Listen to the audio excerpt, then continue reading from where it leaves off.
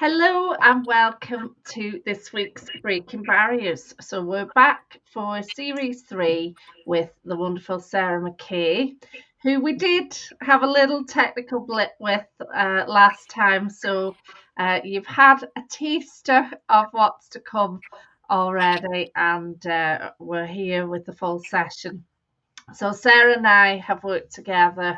Um, I've done coaching with her. She's been on my mastermind program, and she's just a fabulous, fabulous person as well as a fantastic leader. So Sarah is the VP Service Delivery at Concentrix, which is, I think I described it as a behemoth of an organisation.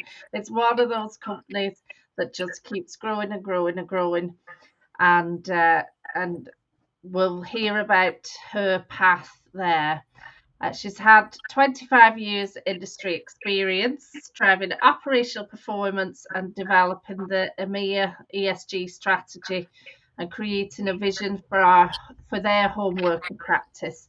And so I know we possibly will tap into that, because that was something, like a lot of us, you were thrown into at the deep end, and Sarah managed to work miracles and make it work in the bad time. I don't want to use the C word. In the bad time.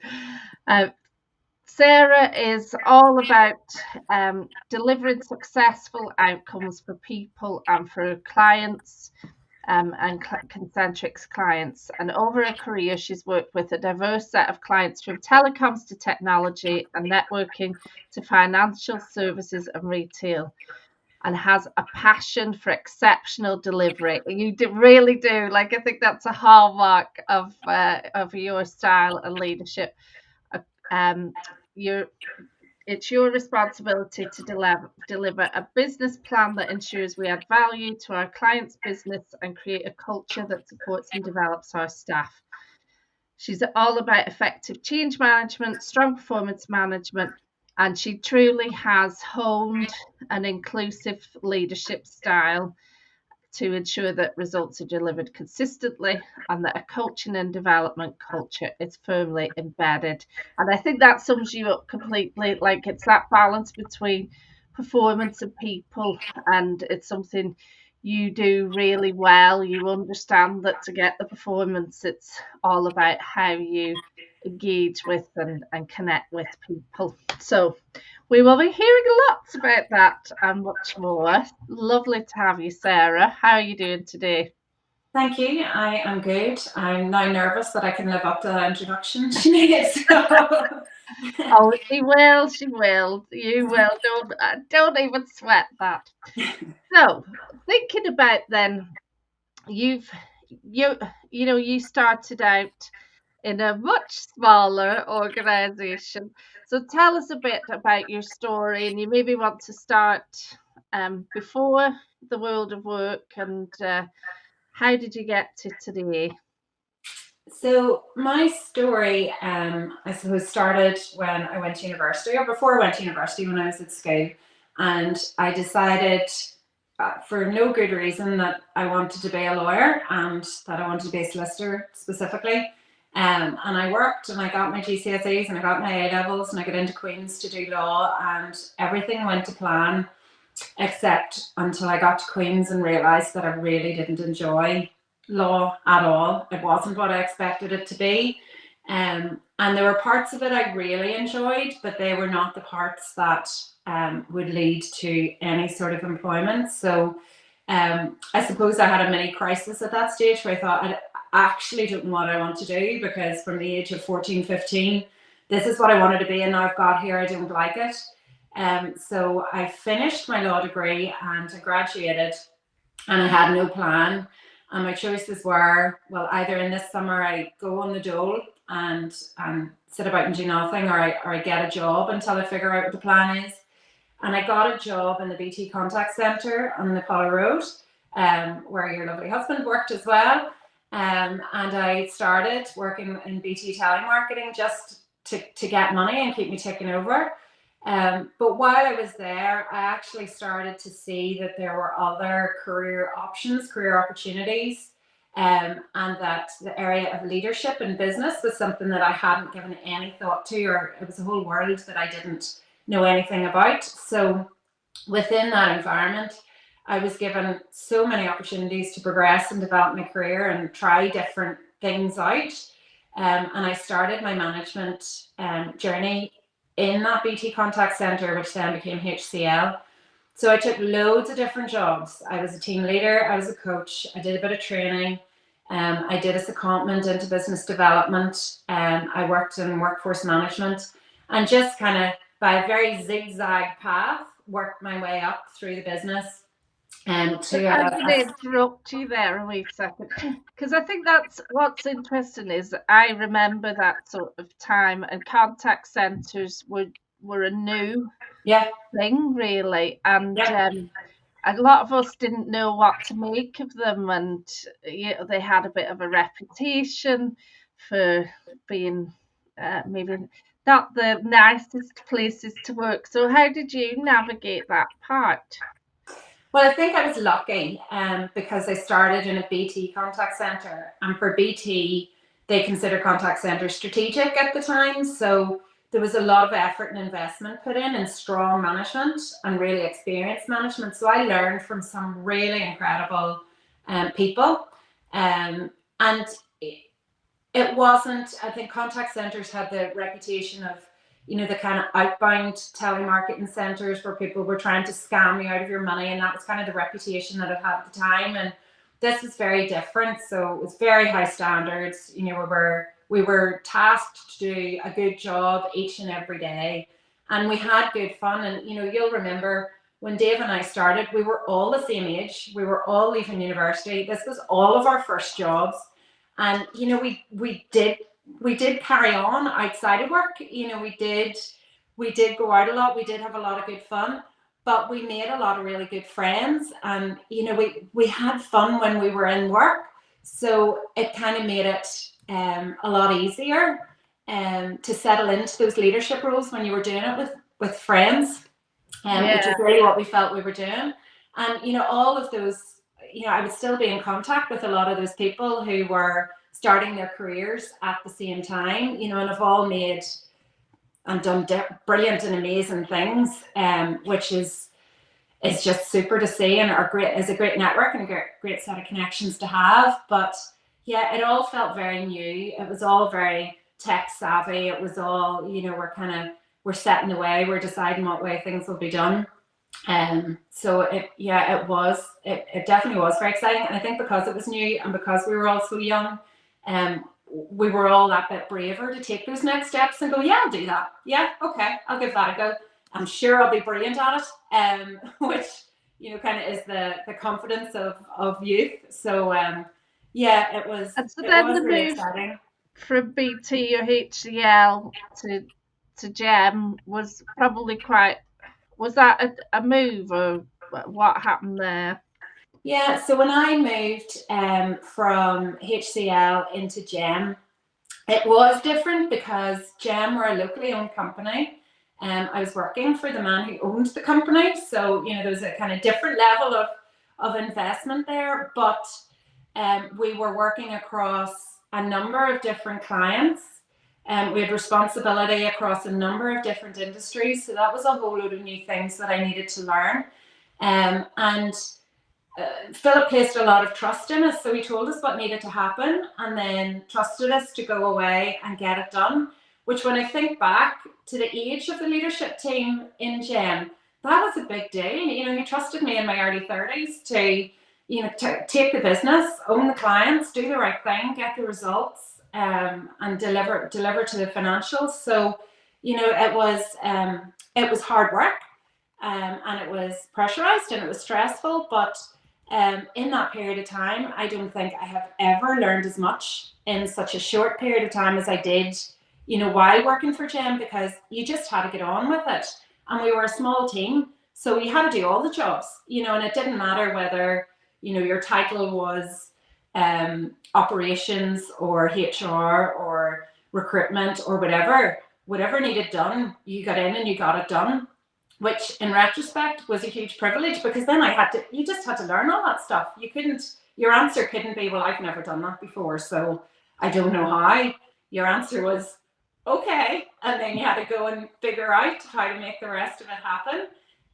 But we were a really strong team, and we really bonded. You would never let any of the other team members fail. So, we all got involved in each other's business, and made sure that, kind of everything carried on, and that we delivered. And we were really successful because we were then acquired by Concentrix.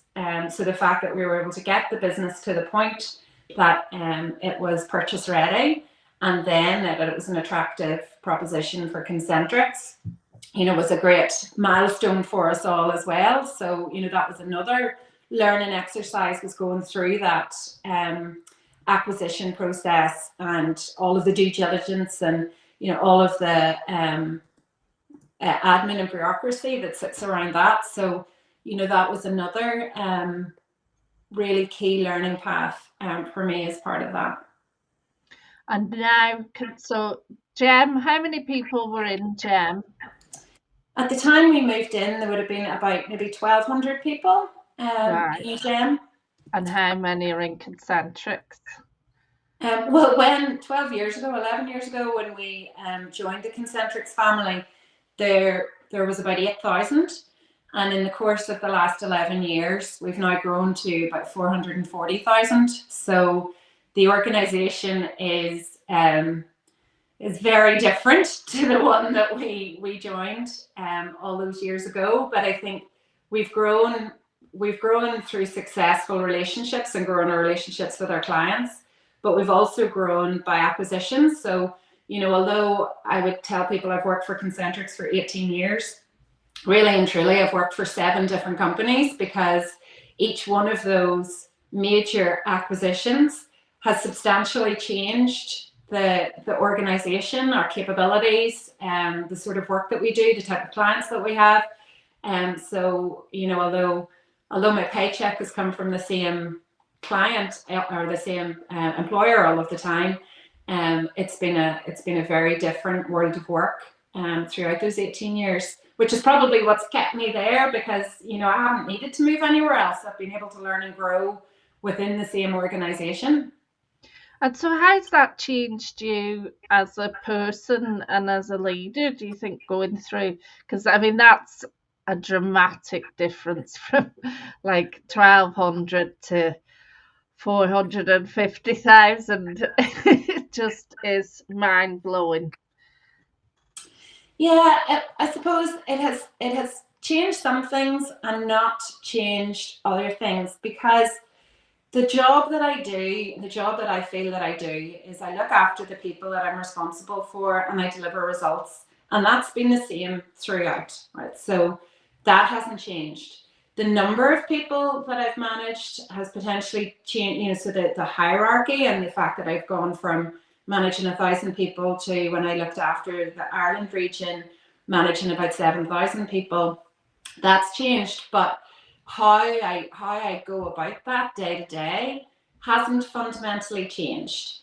I think the benefits, I have met so many clever people who've come in from various different organizations, so many people who have different skills, different experiences, and that enriches me and gives me ideas and makes me think about different things differently. I've met so many different clients with different businesses, which is also really interesting, and a real privilege to be able to see all of those different ways of working and ways of doing things. So that's changed.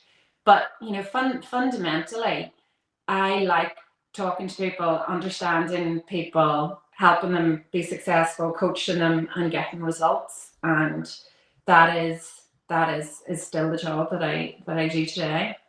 I think that's such a powerful message for people to hear, because I can imagine, maybe you're looking at what your next step should be, and a job comes up at somewhere like Concentrix, and you're like, oh, but I have never worked in somewhere so massive, never dealt with with such a big organization, but to hear that actually it is all the same Yeah. in so many ways, that your skills are valid, what you do is valid, how you lead is valid, in whichever situation. I think it is really helpful.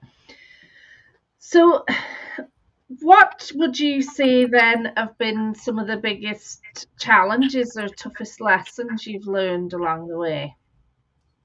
I think the biggest lessons, they've all been, I think, quite personal for me. So, I think my confidence as a leader and my confidence in my own abilities, my confidence in my own opinions, has been something that I've had to learn. So, that I definitely suffered in my earlier career from that. Well, I better not ask that question because everybody's bound to know the answer, or they'll think I'm stupid if I don't know the answer to that question. And then 2 minutes later, somebody asks it, and it opens up a new avenue, and everyone's like, "Oh, I'm so glad you asked that." And you think, "Oh God, why did I not say that?" So having that confidence in my own voice, I think is something that I've definitely had to learn.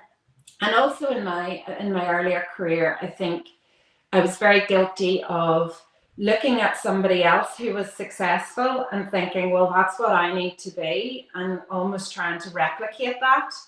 But that's not a great path, and that you can't be authentic if you're trying to copy what somebody else is doing. So, finding your own voice and finding your own way to express that, I think, have been learns that you've helped me with in the course and in our coaching, and things that I've kind of had to learn and practice and be conscious of throughout my career development. Brilliant. Yeah, and I know it's interesting that copying other people and what you see they do, it immediately holds you back. I mean, when you think about how so often we're not confident in these situations, but as soon as we start being somebody else, of course, we're not going to be confident. Um, but I think it's a, a pitfall a lot of people would understand. And so, like, I know this would probably be my least favorite question in any kind of interview, and I particularly remember falling foul of this in job interviews. But like, it can't all have been plain sailing. Like, what have been some of the moments where you're like, oh God, I shouldn't have done that, or I wish I'd have dealt with this differently. Yeah, there there have been plenty, and it certainly hasn't been. It hasn't been a straight line, hasn't been straightforward. Kind of the whole way through my career, I think there's been two key learning points for me. I think, or two key pivot points for me. And one of them, I've been very lucky in that my career had gone well. It has gone really well for a long time, and I have been very comfortable. I have been given opportunities. I have had great mentors, so I've been super lucky. But I did have a situation where uh, it just felt like everything was going wrong, and with a particular client, things were not going well. The relationship was coming to an end, and I think that the thing that I did wrong, or the thing that I would learn, is I took it incredibly personally. And I felt that it was all down to me, and I took a huge amount of responsibility, and I catastrophized everything that was happening as if I was the root cause of the entire situation. And it meant that I didn't handle it as well as I potentially could have done. I didn't take actions that maybe I should have done, and which might have made things easier in the long term. And it was actually you, Sinead. I remember the day you said to me, who do you think you are? In a business this size, and in an account and a program this size, that you have the singular power to be able to make or break it. And, that was a real revelation, because that, honestly, that was news to me. I had taken on the entire responsibility for everything that was happening with that program, and that kind of snapped me snapped me out of it. I thought, oh no, I need to change what I'm doing, and I need to change how we're managing this. And that was really difficult and really painful. And I put myself through a really painful few months going through that. So, I think the gift in that is that I would know the signs and I'd be able to recognize if I was falling into that trap again. And there was definitely a lot of learns that I took from, in that situation. What would I do? How would I manage that differently? So that was one. And I think the second was, in periods of change, and we've gone through quite a lot of change in the business. I think I almost took a very childish approach in that I had this expectation that everybody would know what I would want to do, and that everybody would flock around and look after me, and that I was front and center of decision making. And it was my husband who said to me when I'd gotten really annoyed about something that had happened or something that was said in a meeting, and again, I'd taken it personally. And my husband Dermot said to me, Sarah, do you think there's a possibility that the senior leadership team of your company are not thinking about you as an individual when they're making all of these decisions, and that they're not passing this through the what would this mean to Sarah filter before they decide? And I was like, oh yeah, maybe that's true. Maybe they have different and better things to think about. And then that made me think, I have not articulated what it is I want to do out of this whole scenario, and I probably need to tell somebody before it gets too late. Like in an organization of 440,000, you probably do need to kind of express those views to people. And the miracle was that as soon as I started doing that, then things got a whole lot easier, and change happened, and it was all fine. And again, that was just I suppose me getting in my own head and getting in my own way. And yeah, that's the learned those. But those were both really, really tough times for me. That I hope I wouldn't put myself through again.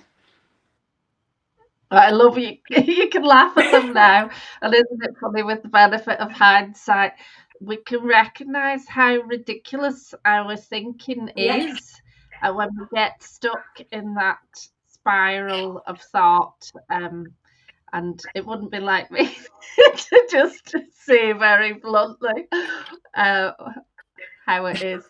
But yeah, but that is the thing, because we get so caught up in our bit in the whole puzzle that we forget to step back and look at, you're one person in nearly 500,000 people. Of course, who's going to be thinking about you? It's up to you. Absolutely, I love that, and I love Dermot's. Yeah, you need people in your life who keep it real, don't you? Absolutely. So thinking about that, like obviously he's been a big supporter of you. Who's played a part in your life, and if you could thank them now for what they've done for you, what would you be thanking them for? Yeah, there's some people I'm name and some people I'm not, because I think in your career, or certainly in my career, I've learned as much from bad managers as I've learned from good ones. And I'll not name the bad managers, that would be bad manners. But there have been people who, I observe their behavior, I observe how they get things done, and I consciously think, I don't want to do that. I don't want to be that person. I don't want to do things that way. And that helps you kind of navigate and form how you do want to behave. So there have been a few of those through my career, but I think on the positive side, the people that I've learned a lot from in my career, Philip Cassidy has been an amazing mentor, and he's given me huge opportunities and pushed me in my career to places that I definitely wouldn't have pushed myself. And so many times, he's challenged me to do a thing, and I've left the room thinking there is no chance. I have no idea how that's going to happen. That's not possible. There is no way we can achieve that, but I'll go and give it a go. And then all of a sudden you find yourself doing it. So he has definitely pushed me on, and given me a hard time, but also given me support where I've needed it. So you can still go and say, I don't know, and I need help, and you'll get it where you need it. So he's taught me a lot about the kind of leadership style I want to have, and kind of how to run a business and what things are important. So he's definitely been a big influence in my career. There have been people, probably from the GM days as well, really strong female leaders. Our HR leader at the time, Anita Aitchison, I always really looked up to her in terms of how confident she was, and how well she was able to articulate herself in a group, and how she was able to not make a big deal of being a female leader, but just do a good job as a female leader, which is something that I've always really respected. And then throughout my career in Concentrix, I've had really strong mentors, but my mentor through the last over 2 years has been a lady called Monica Egger in our business. And the reason why I wanted to work with her was because she's the sort of person who doesn't need to say a whole bunch of stuff, but when she says stuff, everybody listens. And she's really respected for the knowledge that she has in the business. And she works for a part of the business that I never want to work in. She works in finance, and that's a million miles away from anything I want to do. But her presence and her the perception of her in the business was something that I really wanted to learn from. And she's been a huge support to me over the last couple of years, and has been really good for my confidence as well.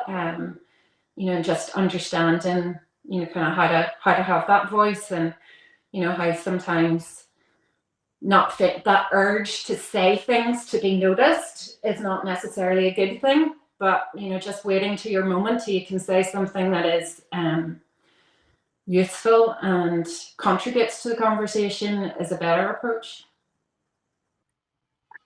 And so obviously, like, mentors have played a big part in your success. What advice would you have for anyone looking at, who they want to be mentored by, how to go about making that happen? What did you do? I'm so passionate about mentorship because it has definitely gotten me to where I am, and will continue to help me and progress my career. And I mentor quite a few people in our business as well. And when I'm starting that relationship, the thing I always say is, why do you want me? Why do you want to come to me? Because from my perspective, if people are coming to me as a mentor because they want my job, that's probably the wrong reason. What I would say to somebody is, look for a mentor who has a skill that you don't. So if if you want to develop your career, if you want to go for a particular role, have a look at those job descriptions and see what elements you're already acing, but then look at the elements that you don't think you're as strong on, or you think you could develop, and then look for somebody who has those skills. And it might lead you to somebody in a completely different part of the business or with a completely different background to you, but that'll help you even more and give you even more kind of thoughts and context around the business and connections and network, outside of your own close-knit team. So if somebody comes to me because they want to develop their financial management skills, that's not the right decision. Right? That's not something I'm going to be able to help them with. But if somebody comes to me because they want to develop their leadership skills, or they want to understand how to lead a team, how to get performance, how to engage with a client, and those are skills that I can help them with, and happy to help them with. So I think looking at where is it you want to go, what sort of career path do you want to follow, and what skills do you need to develop, and then look for that person who has those missing skills, is how you'll get the most out of a mentor relationship. Otherwise, you may as well just fill in an application form, if you're just looking for somebody's job. Yeah, I can imagine it's not the greatest opener. But thinking of that, how do you make the ask then? Like, how have you? So thinking of Monica, like, how did you ask her about mentorship, or did you? Yeah, well, sort of two ways, because I've been thinking about it for a while. So we have quite a sophisticated mentor structure within the business. So, all of our senior leadership team sign up to be mentors. You can find them on Workday. You can, send them a connect. It's quite formalized. But I'd been thinking about it for a while. There were a couple of people in my mind that I thought about potentially asking. And it was actually after the session that we had with Lisa, where I was, I think, faffing about on, I don't know whether to ask, I don't want to ask. And Lisa said, how many people have ever asked you for help and you've said no? I was like, well, none. I would always help somebody who came to me. She goes, right, well, just send an email then. Okay. And I sent an email, and then Monica goes, absolutely, of course, happy to, would love to set up a call and we'll start the conversation. So, it was just as easy as that. It was figuring out, how do I explain to Monica why I want her? Do I have that answer? Yes, I do. And then just reaching out. And if she had said no, she'd have been the wrong person anyway. So, just being brave and sending an email, and prepping for the conversation to know what it is I want. And there are people that I've also gone to for short-term mentorship, which is I need to know something that you know and I don't. So, it's kind of a more tactical mentor relationship. You're saying, can you teach me, in 5 or 6 sessions, these things, which is, I suppose, a different sort of mentorship to the, kind of more developmental mentorship. But both in the same way, both sent an email and being clear on what I'm looking for and putting in the ask. Brilliant. So I know a big part of your work over the last few years has been around diversity, equity, inclusion, and you've a particular passion for seeing more women in top level roles. What are your thoughts on how we make that happen? Yeah, it's that's also been a journey that I've been on in my career. So, way back in GEM days, which is kind of 15 to 18 years ago, I remember Philip used to always encourage me to join kind of women's networking groups and women in business, and I'd always resisted it and said, no, absolutely not. I can exist and function in a mixed gender networking group. Thank you. I don't need special women only groups. And I really took exception to the fact that there would be women only groups, like we were a subset of management. And it really upset me. And then over time, actually, I've come to realize that we have a different set of challenges and we're starting from a different starting point. And actually, we do need to work together collectively to challenge, what makes things maybe more difficult for us, or challenge why women aren't moving up within the organization. And we need to do that together. And I've done a complete about turn on my previous opinions on women's networking groups. And I actually now feel that we have a responsibility to be part of those groups to help the younger leaders come up and not face the same challenges that we faced, or at least share how we have kind of faced those challenges as we've come along. So I've become more active and more involved in helping our younger leaders come on, both by mentoring younger leaders within my business, and also being involved with organizations like Sisters in Northern Ireland, which is a female mentorship program, but which opens up what business is like to kind of 16, 17-year-old girls in schools, so that it's seen as, actually, this is a good career option for me. This is something I could do, and is away from the kind of traditional vocational career paths that would have been part of career education in those schools. And that's a really amazing initiative. And that gives me great joy, actually, to see just see how it opens up people's minds, because 16, 17-year-old me did not know how business functioned. I didn't know, I hadn't a clue what jobs there were, what things people did, and what opportunities to eat, to travel, to meet people, to get exposure to different skills and fields. I hadn't a clue. So, that is something I feel really strongly about. And then I think kind of tactically, there is a place for us in business to kind of challenge the processes and the behaviors that make it more difficult for women to progress. So things as basic as how we voice a job description, how do we go through selection processes, how do we shortlist, how do we interview, are they biased processes, can we make them less biased, how do we open up, how do we find groups of talented women to make them apply and to attract them into our business, how do we make our business attractive to women, and then for the women that we have in our business, how do we make work flexible and suitable for everybody to work in and to continue to progress, so that women don't stop at kind of lower mid management levels, but can see that you can continue to climb and to progress your career, and not be afraid to ask for the conditions that make that possible for you. So there's so many things that we can be doing, but I think we start by looking at our own area and then help spread that out through the rest of our business. Brilliant. So what are you most proud of then, in looking back over your career? I think there are business things and performance things that I'm really proud of, and there are personal things that I'm really proud of.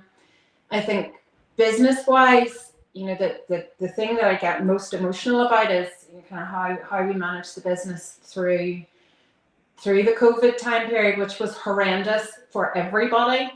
But we had, in a 2-week time period, 7,000 people to move to a work from home environment. And it was, I've never been through such a stressful period in my life. It wasn't stressful, it was just busy, because everybody just got it straight away. Everybody in the team knew exactly what needed to be done. Everybody was 150% committed to making sure that every person who worked for us had a computer under their arm and had an internet connection to plug into at home, and that they were live and operational. And it just made me so proud to say I didn't do anything. I set up calls and checked in on people, but the team just got it done, and we all had the same passion for making sure that we kept things going for our customers, and that we kept things going for all of our team, and that everybody had a job, at least through that really, really horrible time period. And it just makes me so proud to think of how everybody pulled together, and no matter what your job was, you just got on with it. And I remember one particular site leader at the time, and I phoned her to see how she was doing. I said, "What are you doing?" And she says, I'm under a desk building a computer. And I went, "Do you know how to build computers?" And she goes, "Nope, I'm on YouTube figuring it out." And she was taking parts of broken computers and sticking them together so that we had a machine to send somebody home with. And I just thought, wow, that's next level. And yeah, so that the team made me really proud, and we were able to not only just keep the business going through that time period, we actually grew the business by 28% in that year, which we would never ever, just even staying afloat, would have been delighted with over that time. But to grow the business was just incredible. So we were very, very proud of ourselves. From a personal perspective, when I look back, the thing that I'm most proud of is actually how well I've coped with change and how adaptable I've been. And I would always say I'm horrible at change. I don't like change. I like things to stay the same. But actually, I've taken chances, and I always tell my children, just say yes. If something comes up, just say yes. Give it a go. If it doesn't work out, you can always back out. And I think I've done that a whole bunch of times through my career, and it's always gone well. So I've never regretted saying yes to any of the opportunities. And some of them were short-lived, and you did it and you moved on to something else, and well, that's fine, I did that and I don't need to do it again. But I always learned something. So I'm really proud of myself that I just jumped in and went, yep, okay, yeah, I'll do it, I'll give it a go. Brilliant. Well done. Sarah, and I'm glad you did. So say yes. I couldn't agree more. We need more yeses. It's usually the things you don't do that you regret. Yeah, I think so. I think so. And I think, it especially when you have kids, it does your kids good to see you doing so, to see your parents working hard, to see your parents doing new things, to see people change and, kind of try new stuff and continually test themselves, so I think that's good for my boys to see. Brilliant. Thank you so much for being here today. Hopefully those watching will be off to say yes to more opportunities and to get out of their own way, to recognise they have to speak up for themselves. Nobody's thinking about you, and to make those steps for yourself. So thank you so much, Sarah. Lovely to see you, and we really appreciate you taking your time to share your wisdom with No us. problem. Thank you.